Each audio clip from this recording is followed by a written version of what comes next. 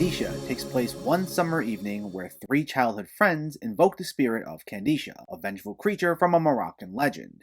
The game quickly turns into a nightmare, though, when their loved ones begin to disappear. This premiered on Shudder last month and is written and directed by Alexandre Bustillo and Julian Maury, who previously directed horror films like Inside and Leatherface. And as mentioned, it has some basis in an old Moroccan legend known as Kandisha, who is summoned by saying its name 5 times, in the vein of Candyman. Though if that premise doesn't tip you off right away, you should know that this is pretty standard stuff. You have a group of friends who are all tormented by this vengeful creature, and they're all picked off one by one, like in any other slasher movie. Though in this instance, Kandisha only goes after men, which stems from a lore stated by the characters that, when she was alive, she would seduce colonizers in Morocco and would then kill them, and the spirit is a more heightened, out-of-control version of her when she was alive. Whether or not the film was looking to make some sort of statement on the effects of colonization or anything of that nature isn't made abundantly clear, as the film mostly devolves into being nothing more than a by-the-numbers teen slasher movie that's simply mixed with some folklore elements. Though for what it's worth, despite a huge missed opportunity to inject some social commentary, it's at least a competently made slasher film that has enough bloody thrills to satisfy hardcore fans of these movies, even if it does borrow from a lot of familiar elements. While I haven't seen this directing duo's previous work, they do seem like they have a keen eye for horror that's consistently on display here. They get the mood down, the atmosphere right, and there are some pretty violent, bloody moments that are thrilling and are enough to make some uncomfortable, though never to the point of crossing the line. Plus, one thing I'll give this some credit for is that, since it centers around a large group of friends, there is an emphasis placed on the strong dynamic among the entire group, and it's enough to give this a decent emotional core. Not all of it quite works, as some of their conversations tend to be crude for the sake of it, but they give them all enough of a personality that you can at least care for each of them, and that helped make up for some of the film's issues. Though beyond that, this film is essentially a mix of Candyman with The Curse of La Llorona, just done in the style of teen slashers like A Nightmare on Elm Street. It's admirable that the film wears its influences on its sleeve, and I thought it was done well enough that it didn't come off quite like a lazy knockoff, but I think this could have done a bit more. Considering there was some consistently strong character work here,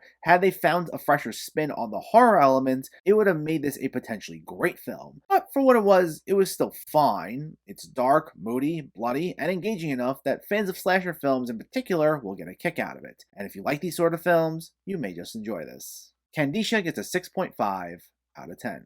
So let me know, did you see Kandisha, or are you planning to see it, and what were your thoughts? Did you find this scary? Do you want to see more films from this directing duo? Let me know in the comments below so we can discuss. Also, if you enjoyed this video, please like it and share it, and for more movie reviews and film discussion, please make sure to hit that subscribe button to stay updated. Thanks for watching everyone, and keep having fun with film.